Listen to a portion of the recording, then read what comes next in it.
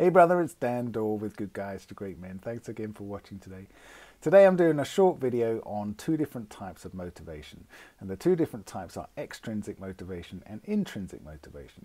As they sound, it's either external motivation or internal motivation. So this might look like when you're doing something because it gets you a certain reward or avoids a certain punishment. That's an extrinsic motivation. So in a relationship, this might be when somebody's complaining about something that you do or don't do, and that they're going to be upset if you don't do it, if you don't follow through with their complaints, you know. Or in a work environment, this might be that you go along to work because you need to get the money, right? Or you do a certain task in a job because your boss is going to be upset with you, or you need to get a certain achievement level to be able to move up your career path, up the ladder. These are all external motivations.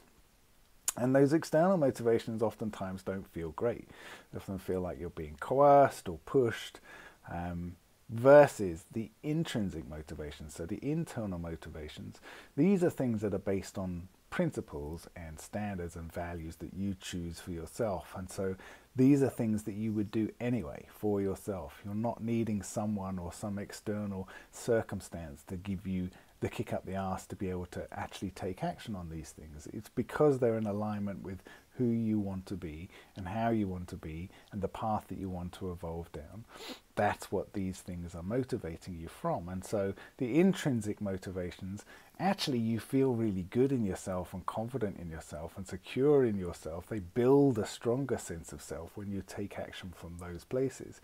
So you can take action from an extrinsic or an intrinsic motivation on the same task, right? For example, if you had someone in a relationship saying, there's a certain aspect of our relationship that I'm not happy with, right? I don't get my needs met in this way. I don't feel like you're present. I don't feel like you listen to me. I don't feel like you understand me emotionally. I don't feel like we have a good connection, right? If you're hearing those sorts of things, you can either start scrambling around and taking lots of action, trying to prove to the other person that you can meet those needs for them, or you can find a way to take that information and turning into an internal value, right? So maybe there's a way that you can look at that and say, I want to understand this other person more. I want to understand this particular need. So if it's an emotional connection, some kind of emotional intimacy, what does that mean, right? Is that something that you can be interested in for you? Not because somebody else has said it's something that they need from you, the external motivation, but from the internal motivation. This is something that I want to find out about for me because this relationship is important to me, but ultimately I want to grow and learn and become better in myself.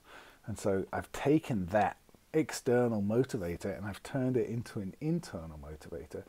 And once I start understanding it more, once I start coming from that place of emotional intimacy with myself first, understanding that in myself, what I want, what I need in that particular part of my life, in that particular part of me in a relationship with somebody else, once I get a clear understanding of that, now I have the motivation to be able to give it to other people. But it's a very different experience when I'm coming at it, looking at it from a place of this is important to me and interesting to me. It's a value that I'm taking on board as part of my principles and standards, versus this is something that somebody else is saying I'm lacking, or this is something that somebody else is unhappy with. Again, I'm always going to be trying to either avoid a punishment or get a reward. You know, we often talk about the reward as validation, right? I need some kind of validation or some kind of pat on the back from somebody or something to say, well done, you've done a good job, good boy, right? And that's not an attractive thing. What is attractive is taking things and finding your own motivation, your own intrinsic interest and drive to find out about them, to learn about them, to grow and become more confident in them, just understanding them or being able to convey them or being able to lead them, right? How good would that be? Being able to take some feedback from somebody in a relationship, understand it, turn it into something that's interesting and valuable to you, just as an understanding and a place to come from, and then lead the relationship with that. That would be a great place.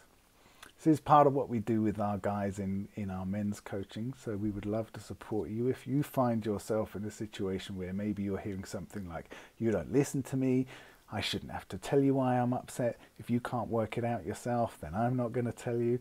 You should be more confident. You're too insecure. If you're hearing that sort of stuff, then it's some flags to tell you that you're probably being driven by extrinsic motivations rather than intrinsic motivations, and we would love to help you turn that around and become much more confident in yourself and know exactly how you want to respond to any situation and exactly how you want to drive things forward in your life, in your work, in your relationship, with your kids, wherever. This is relevant in every part of your life, and it's an amazingly powerful tool to be able to understand and implement in your life. That's it for today. Take care, brother. Bye.